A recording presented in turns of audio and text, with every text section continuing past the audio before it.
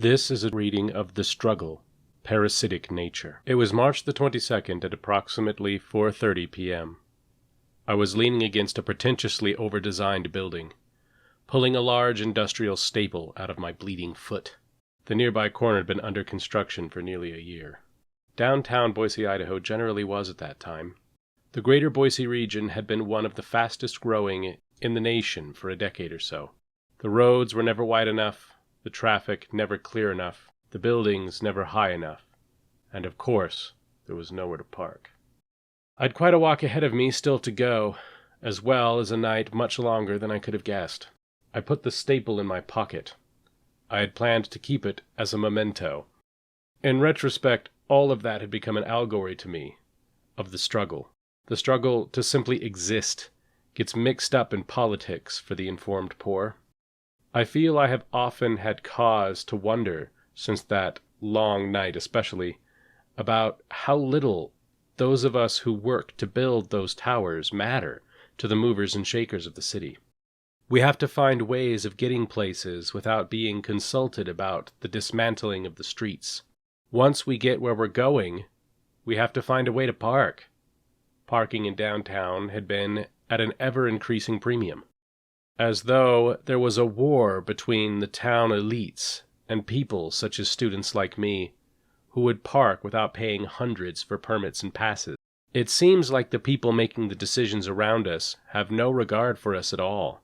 The feeling was that we should love obedience so very much that we would find the very notion of pointing out the unfairness of our plight appalling.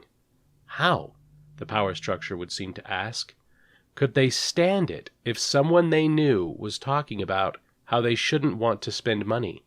Money that, if we thought about it, we'd realize they don't have. It is their responsibility to get it to us in every way that we can get it from them. We are entitled to their hard work. When we pay them for it, that's our money. They need to give it back. Now, the previous observation is, I'm sorry to say, an accurate one. The question in the social mindset is whether it is the powerfully wealthy or the federal government who is guilty of the described greed. Two political extremes, and for some reason the only political options in America, seem to answer that question in one of two ways. I have been told I had misunderstood the politicians, having mistaken them for unethical corporate despots. I asked, even then, what's the difference? How can you say that the federal government and powerfully wealthy aren't one and the same?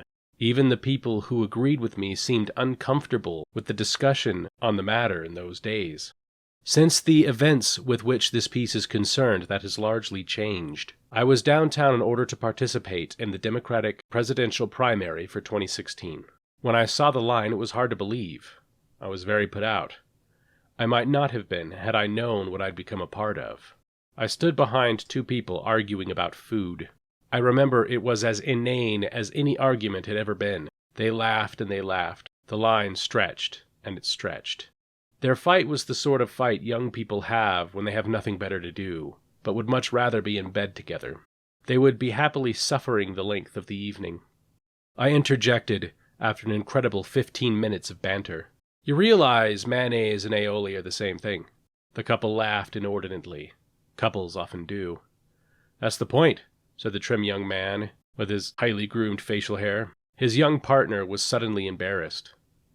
What do you mean they're the same thing? She cried loudly, not to me, but to him. She was slightly overweight, but carried it very well. I wish I could be so graceful with my own extra poundage. This was important to note because of how funny it looked when she began bludgeoning her long and narrow partner. She began to do so in that curious, harmless, but inconvenient way women sometimes do when they feel the need to beat their lover in public. It might have seemed like bullying given her greater general mass if he could have stopped laughing at any point. They were adorable.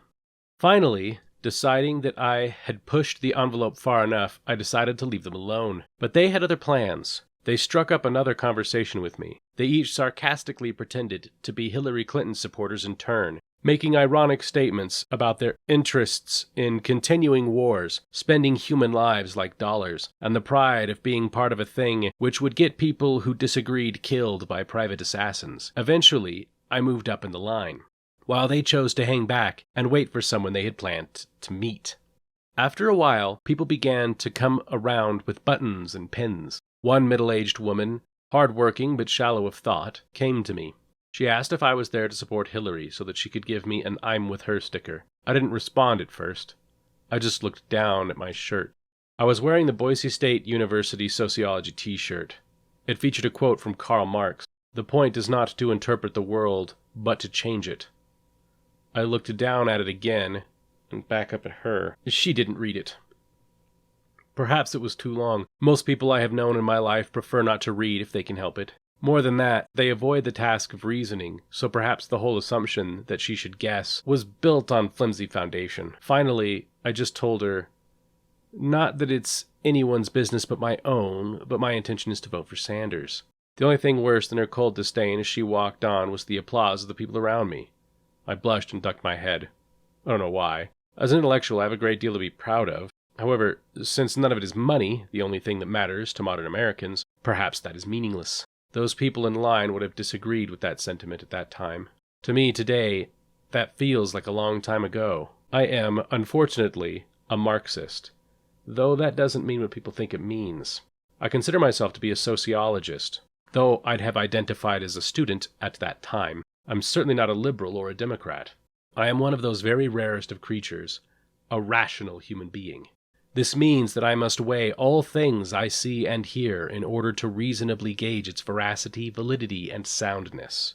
Hard to tell that from just a t-shirt, maybe. But in the campaign aide's place, I'd have assumed Marx, socialism, Sanders. I maintain most people would have. The line had more than its fair share of peculiarity. Of course, where thousands gather, there's a large pool to pick from, and of course, pick one most certainly could. I thought I was bold in my Marx shirt, but I was nothing. It was a simple matter of course for some of the more uniquely distinguished-looking people to be so much more bold. This is to say that they had not even picked up something particular for the affair. They had wild hair, huge decorative coats, oversized hats, and more. Some, however, had, in fact, taken special steps for the occasion, and dressed in costume.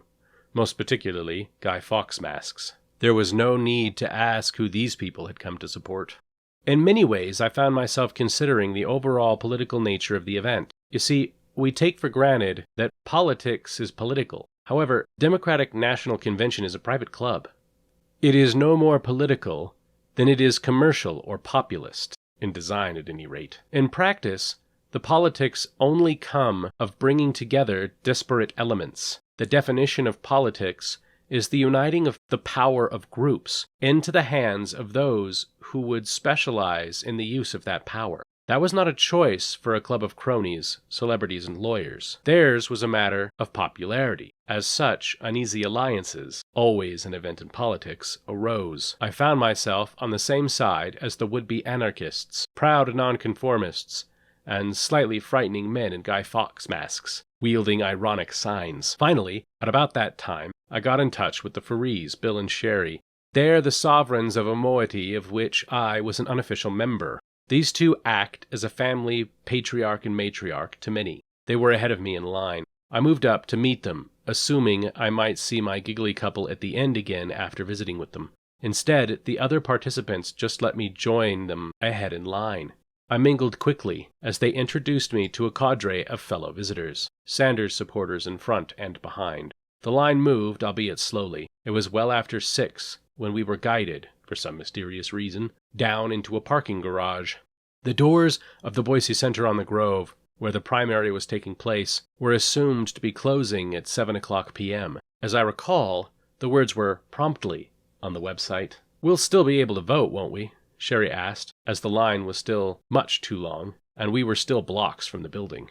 "We'd better," Bill responded. We talked at some length. Their daughter-in-law had personally been witness to the fiasco in Nevada, where the primary had collapsed under the unexpected weight of numbers. The fallout had been abysmal, and Idaho couldn't allow itself to fall similarly short of the needs of the people.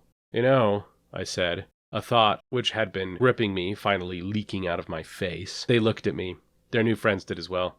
"As long as they don't lock the doors on us, and we'll riot if they do, we should be fine." Sherry laughed, and Bill looked at his friend bemused. "How do you figure?" "Well," I said, "the thing about Idahoans is, we may be simple sometimes, and for the most part, almost dysfunctionally down to earth.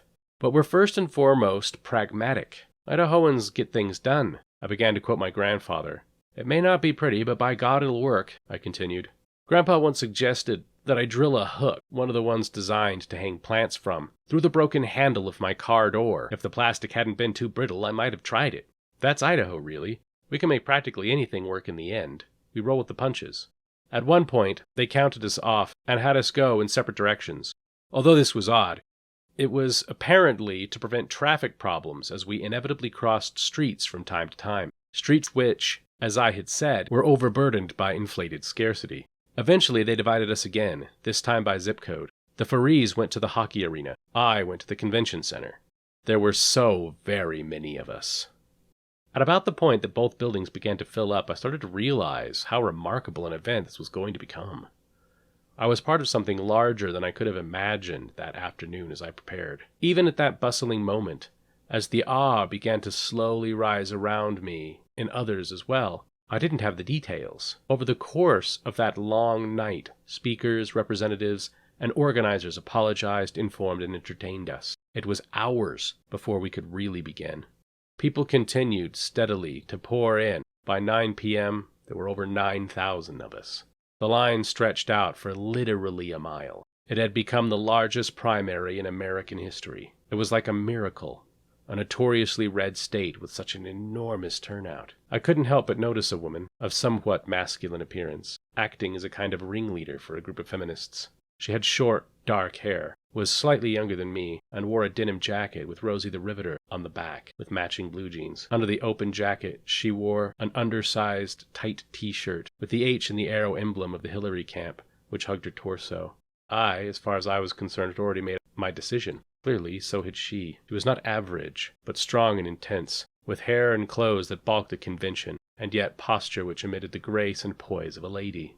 I considered her to be a kind of respectable and formidable opponent. This was not least of all because of the attraction I felt, but certainly most of all because of admiration. I paced around the room alone, in what shrinking space there was, between the areas designated for the supporters of each of the two major candidates. I needed a drink, but I was loath to leave the building, or even the room. I had phone contact with several other people, but for a couple of hours or so, none of them were around me. I was talking on Facebook Instant Messenger to my friend Matt. He was still in line. He was lamenting the weather, which was chilly. Some people were out there for ages. He finally came in, dressed in a Charizard t-shirt and unseasonable pants. He was in remarkably high spirits for a man who had been slowly freezing over in line, in the weather, for hours. We shook hands and began to tell stories about each of our experiences. Matt was a simple and easygoing sort of man, which was surprising given his plight. He was disabled at the age of 30, with very little in the way of a normal chance at the sort of life most Americans take for granted. He'd been born dangerously premature, and had never known the simple privileges of a working heart or spine. He was only able to live at all, let alone what simple life he led, because of marvels in medical technology. He was a person, as many people I had known growing up might have said, living off the government.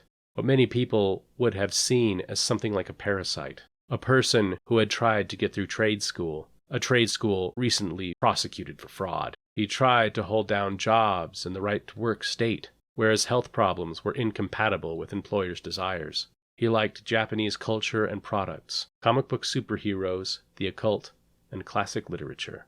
He is my friend. We discussed his means of transportation, which was complicated. Matt could drive, though he avoided it for obvious reasons. He also owned a vehicle, which, while lovely, I can say from personal experience, is quite a challenge to handle at the best of times. After a while, a speaker came to the podium in the center front of the room to tell us that we would then be seeing and hearing messages from the campaigns. Each of the candidates, even Rocky De La Fuente, had prepared a brief video presentation.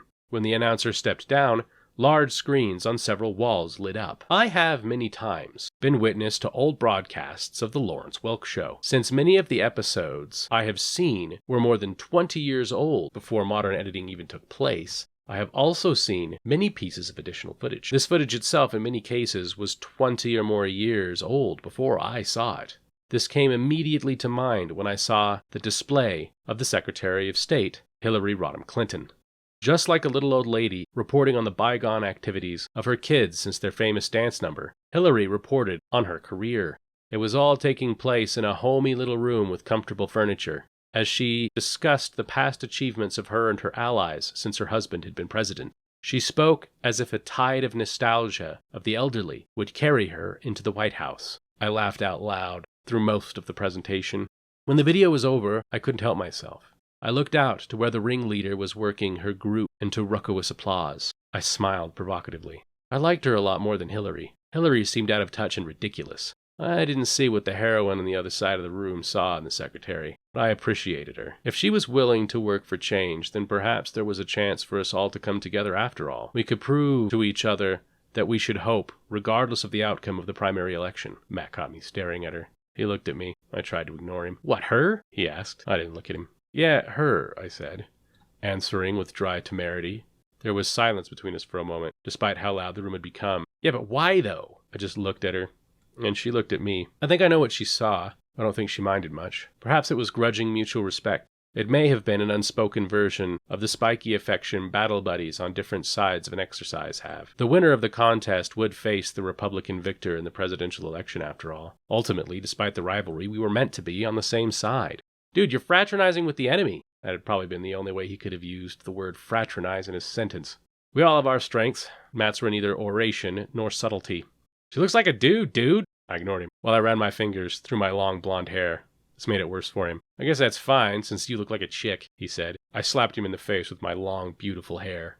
We both laughed. Sometimes just being a person in a world you have known is a sea of complications. There are identities, descriptors, norms, and customs. Sometimes laughing's all one can do to cope. After that highly dramatic music began to play, before the next video started. It was loud, and we all turned to the screens out of conditioned responsiveness. The old man's voice rang out as he told us that we had to come together and not allow the works of would-be dictators to tear us apart. The video that followed was exciting, engaging, demanded attention. It showed images from every walk of American life intermixed. Each figure was divided from itself, as if torn from a magazine and formed whole and new with another. Hispanic, white, indigenous, black, all mixed with one another to create a whole that was stronger than the original with its diversity. It was clear to see the demography involved in each. Hillary's ad had looked like it belonged on the Hallmark cable television network. Bernie's ad could have run before the latest Marvel film. It seemed like they each represented one side of a vast gulf of juxtaposed cliffs, of a large ravine with the elderly white order on one side, and motley young adults on the other. This didn't seem to make sense. I began to think of it in terms of the many false dichotomies we tend to construct as humans. As long as we looked at one another like aliens, alien we would be. I didn't expect a third film, but Rocky had one as well. I was in the bathroom for most of it. When I came out, a man asked me about a lost wallet. I was unable to help him, but wished him luck. Over the course of the night, I would occasionally see him again. He was among an ever-growing crowd of people. Once, several interested spectators trying to help. Then later, security, and eventually bicycle cops had joined the quest for the missing wallet. It was a hell of a night. The next stage involved speeches. The first speech, given by the mayor of the city, I felt a little odd about that. If elected officials were representing a candidate, how neutral could the party be? I was sure that Bernie had been introduced by, or had received endorsements from, party members. However, something about it didn't sit well. The feeling of foreboding only grew worse. It didn't sound like politics as I described above. It sounded to me like a lecture from a gloating step-parent. I was not disconcerted by the kind words the esteemed mayor of my town had for his chosen candidate.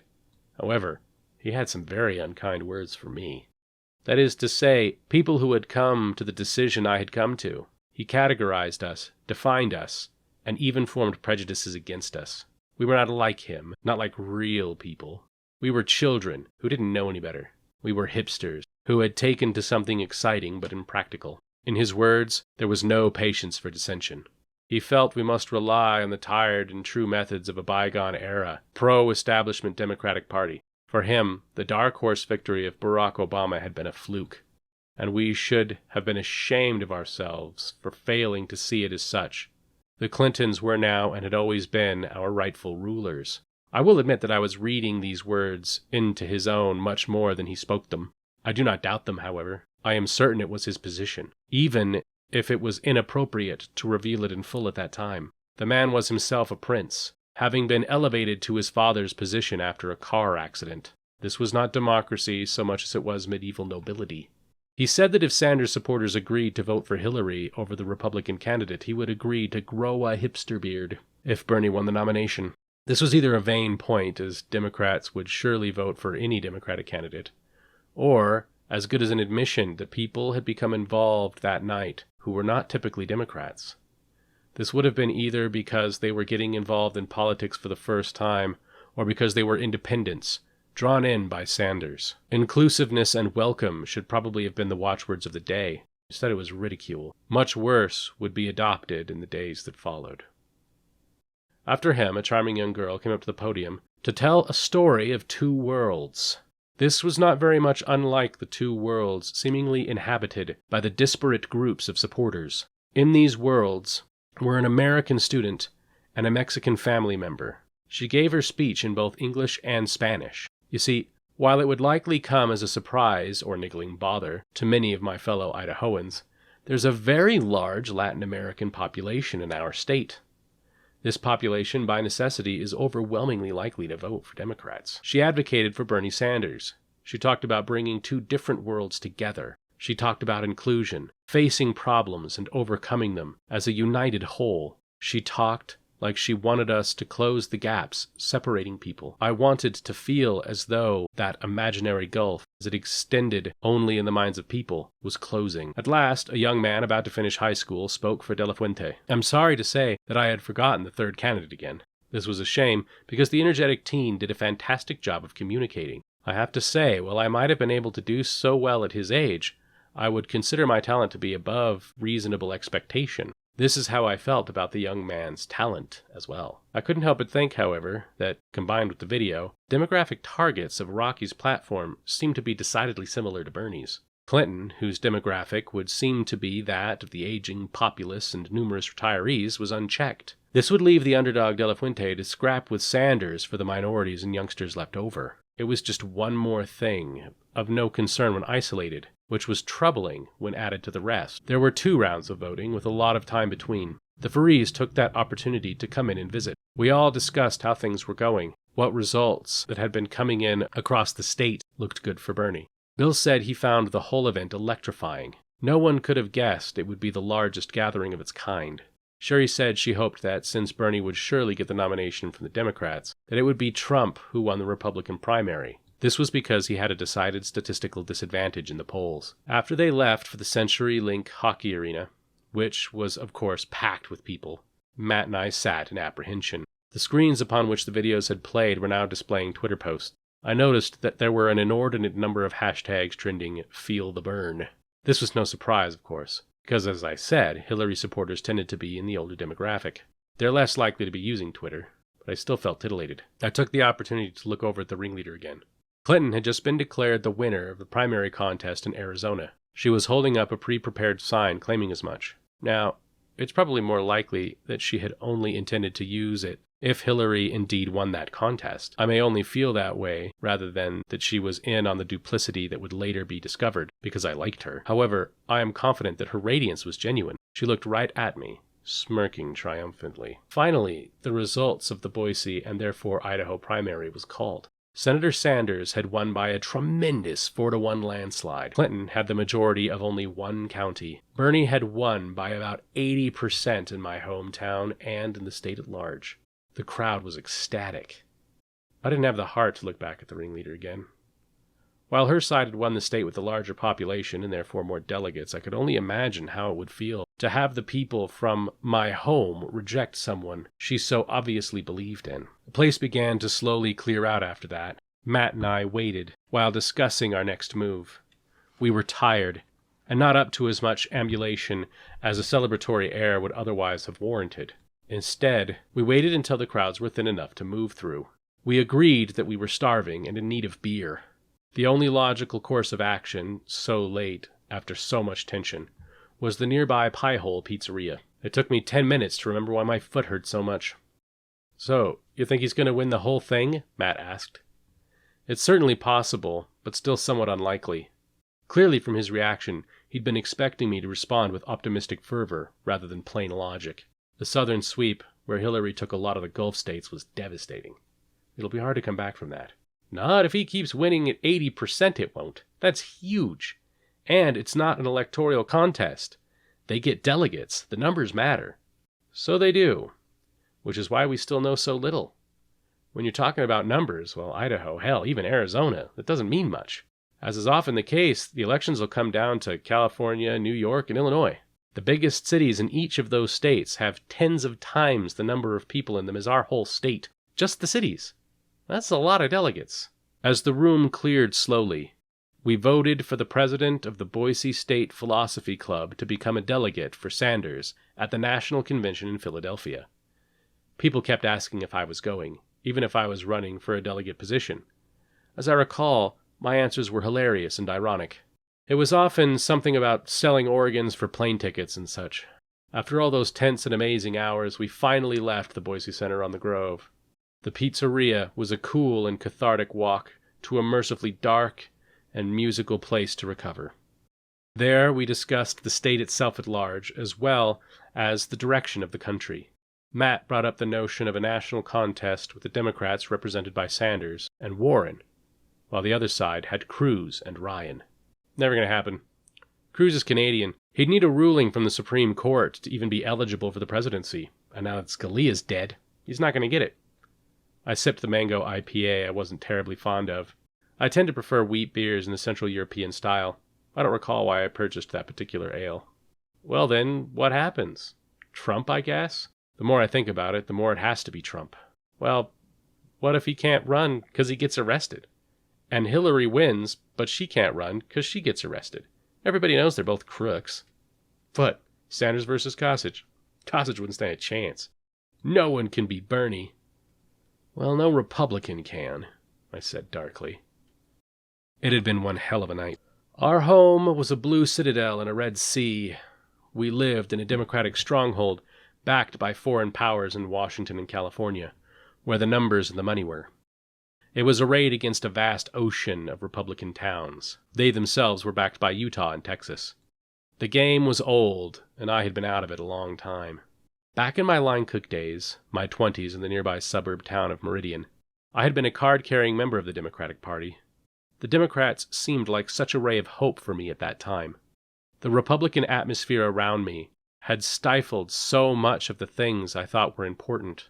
Over time, they threatened to do so more and more. It was as though all inevitable change and growth were an anathema to the government.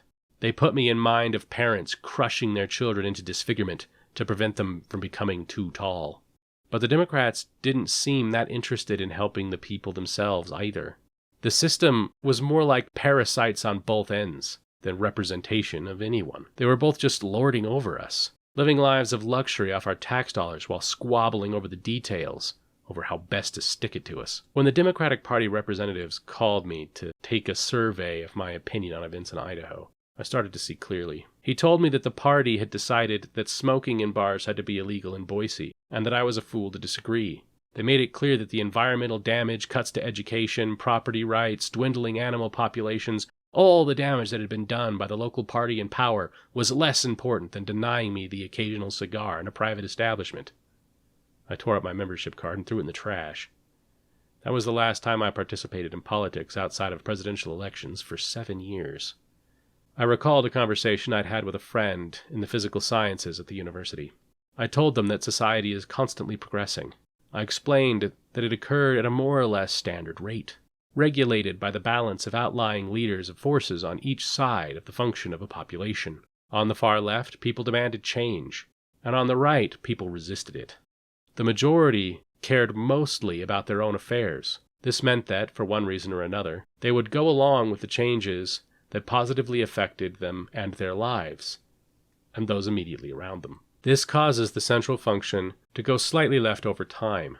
The vast social structures don't hurtle through the uncharted seas of experimental social upheaval very often, because conservatives hold them back. Such people work to prevent change, not necessarily through their own vested interest directly, but because they receive power and authority from people who do, or at least believe they do. And that's religion, they said. Well, not exactly, although that often has a lot to do with it.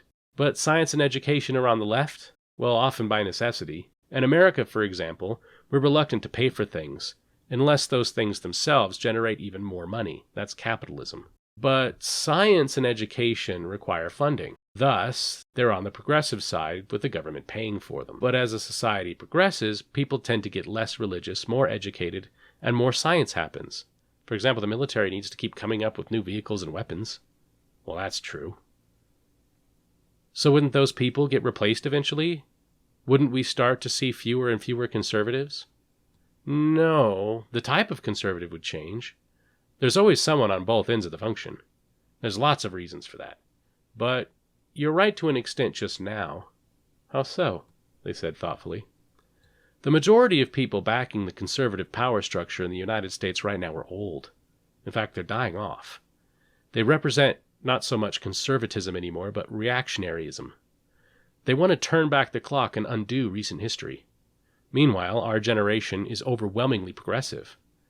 They have the superior investment, experience, and wealth. We have numbers and inevitability.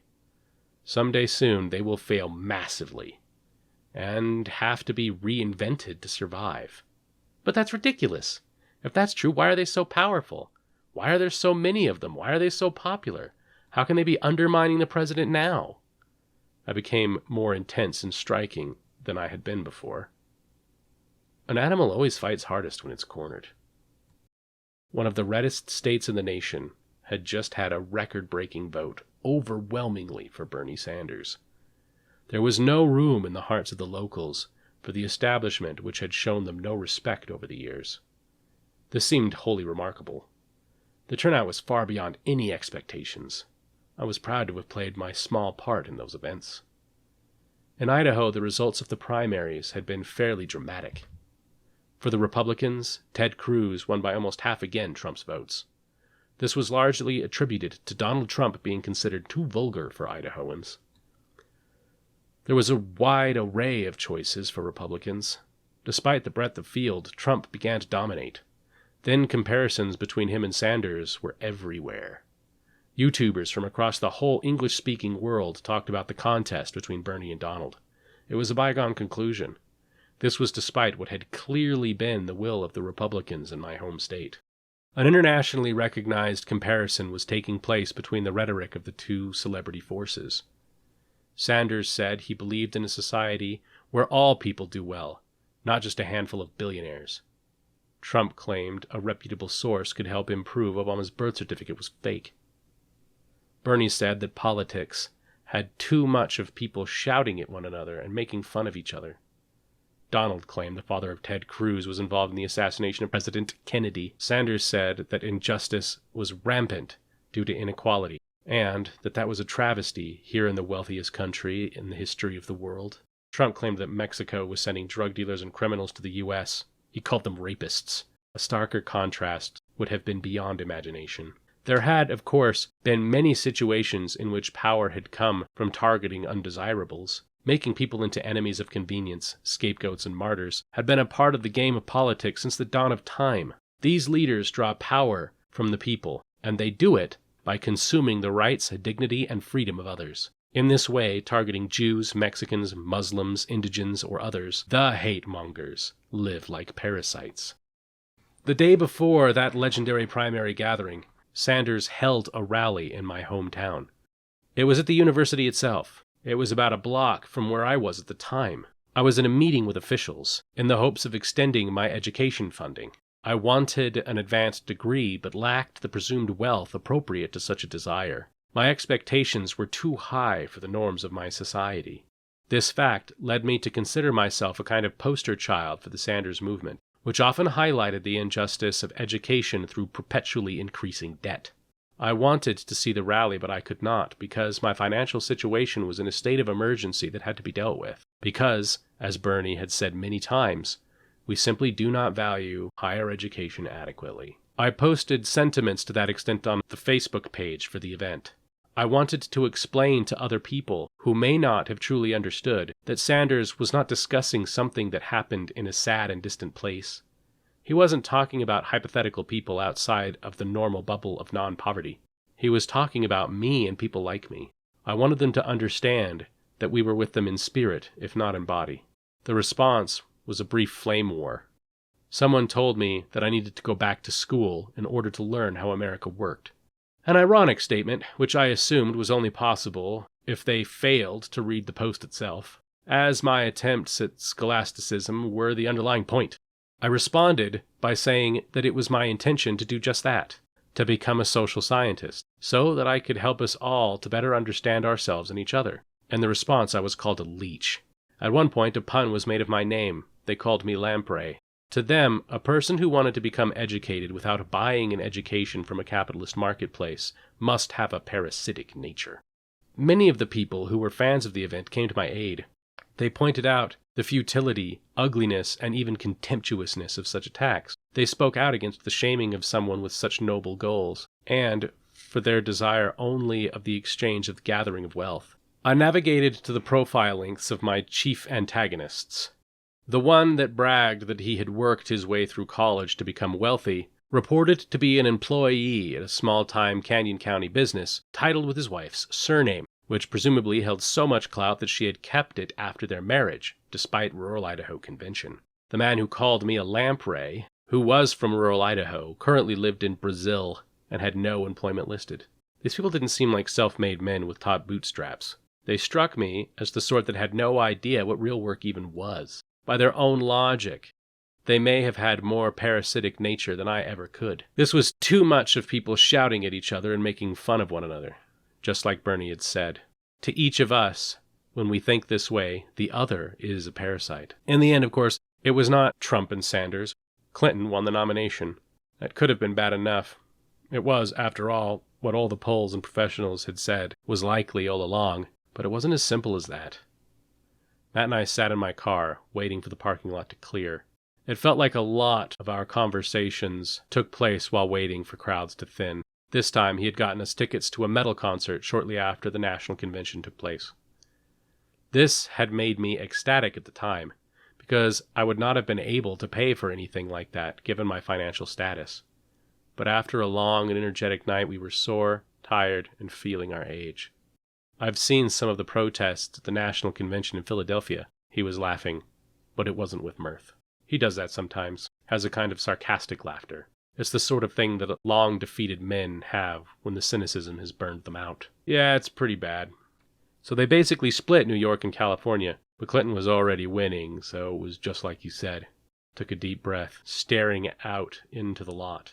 Naturally, I heard a bunch of delegates were supposed to switch to Sanders in the second vote, but instead a bunch switched to Hillary. I was pissed. I was still in dark contemplation. I was still merciful. Yep, I said simply. It was quiet for a moment. It's because that Wasserman Schultz is a crook. I broke. It's not that simple. It's so much worse than that, Matt. It's so much worse. He looked away from the Facebook posts on his phone for the first time since we'd gotten into the car. He just looked at me blankly. I thought about the ringleader girl, about her simple little victory, her little correct guess. What was she supposed to be thinking now? Assuming she knew about the allegations involved in the Arizona primary. The results were called for Clinton with only a tiny fraction of the votes having been collected. How proud could someone be of that sign? More than 100,000 people were calling for federal investigation. How crooked could ringleader girl be? To have been involved in something like that deliberately? I couldn't believe that she was. It was too absurd. She might have known, been part of a conspiracy to break the rules, but I still didn't believe it. But then, whatever stress it had caused her, she didn't deserve it. She didn't need to feel like she had been the spirit and the heart of what would turn out to be poison. You know about Arizona? By now, who doesn't? Quite. But anyway, there was also Iowa, where pro-Sanders precincts votes all went missing, like hundreds or so. There was Massachusetts, where Bill might have broken the law in support of Hillary. There was Nevada, where the party claims that it couldn't be expected to support the turnout. Thankfully, that didn't happen here, and look, Bernie got an avalanche in Idaho. There are a lot of standing allegations about illicit and voter suppression activities, all pro-Clinton, in New York and California. They ought to just give Bernie the whole thing on principle. That's just it, Matt. Even if you give Bernie all that he was due, he'd still be about 1 million or 2 votes shy of Clinton. Now, in the case of delegates, that might not really matter. Not including superdelegates, he's only like 9% out. But the point is, Matt, all these things are happening. This is all going horribly wrong. The Democrats didn't even need it. All the projections said that she would win. But they did all of that. They broke all those rules, did all of those things, and all for her. People have been voting for her anyway. Democrats know that their party is corrupt, Matt. They know that it's all going too far and they don't care.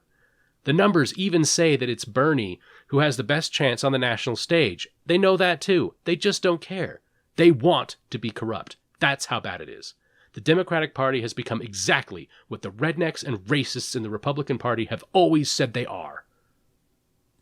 We sat in silence for a while. What do you think it's going to be like under President Trump then? Pretty damn bad, I imagine. He meant it as a joke. I didn't. Americans like the idea that they are rich and powerful, or at least will be someday. To them, the idea of having the kind of power to just sweep away competition, even, if not especially, when it's unfair, that would seem to be why Clinton won in the face of disgrace. If that was true, she could never beat Trump, whose potential for the abuse of power was greater still. This is, perhaps, much too harsh. I don't think it's an accurate depiction of the situation. At the time, however, it was an accurate depiction of my feelings on the matter. I was certain that Trump would be president, and that no force could stop that. I tried to tell myself that it was the Canadian YouTubers or Australian comedians that had caused me to think that way. They were unanimous in their dark but hilarious projections.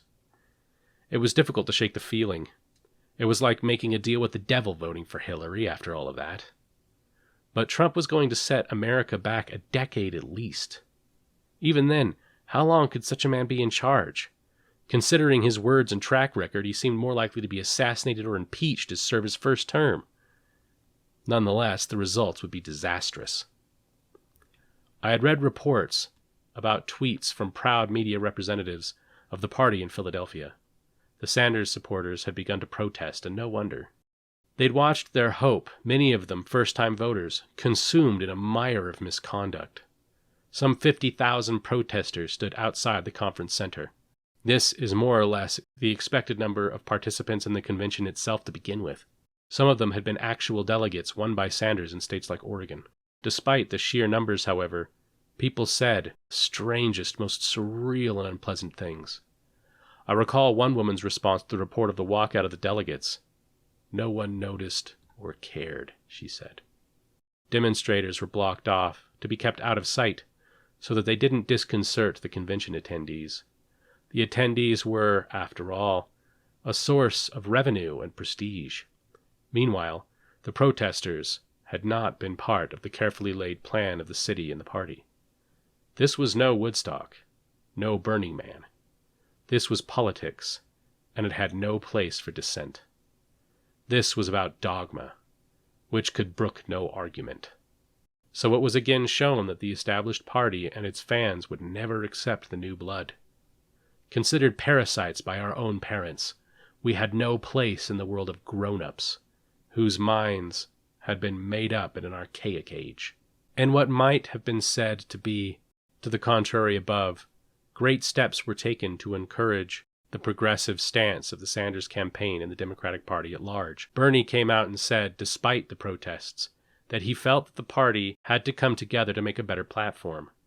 In fact, it was often remarked upon how much Hillary's platform began to look more and more like Bernie's as the race had gone on. But that was part of the problem. The Democrats were trying to find a way to sell their product to us. They wanted voters to want Clinton, and thought they could use the Sanders model to accomplish that. They wanted to build a marketing campaign around our hopes, to back one of their elites. The fault being, obviously, that it was not only just a facade, a sales strategy, but also more than policy. For us, a man had walked into the spotlight to tell us that we could belong, that we could have a voice, a say, our time. He told us that, like us, he knew the struggle. He had risen from the ranks of college troublemaker, arrested for helping to desegregate his university, to the presidential field. He told us that we did not have a parasitic nature, as the so-called job creators claimed, but a real shot. Hillary was essentially one of those so-called job creators, or at best their puppet. It didn't matter what they said about her, or what her platform was. They could say anything, as long as people bought it. It's far more often the self-indulgent and entitled presumption of the very wealthy than any capacity held by the young or the impoverished, which is parasitic in nature. So what democracy is there? That seems like a strange question, but around here I'm not sure people would see it the same way. The point of democracy is for people to have a voice. We should all have some say in the way we are governed. But how does that work when I'm a tiny voice of reason in a howling storm of social chaos? How can my city have a voice over the cacophony of the Red Sea? How can the million souls of my province have a voice and a nation more than 300 times its size? In Idaho, the results were very clear. We had chosen, if not a ruler, then the competitors for the contest to decide that ruler. We clearly said that Sanders was to represent the left. We clearly said that Cruz was to represent the right. It didn't matter. We were told who we would be selecting from. We didn't like it. We also knew it really didn't matter much, because our democracy would speak for us. They would decide who our ruler was as well. Is that democracy? Hasn't this become something else? The wrestling match between the forms of plutocracy and oligarchy in this country are frightening to me now. As the election approached, I took solace in the reports of Clinton's likely victory. Or perhaps I should say, I took slightly less pain. In fact, I feel I must admit I engaged in the entitlement of belief. This vice is one against which I have often railed. I try to be scientific, I try to be certain, and I try to be realistic and rational. But so help me, I believed. And I came to regret that with great distress. Donald said that having avoided paying taxes proved he was smart. Bernie said that change never happens from the top down, but always the bottom up. Trump said that the fact that he was very rich made him beautiful.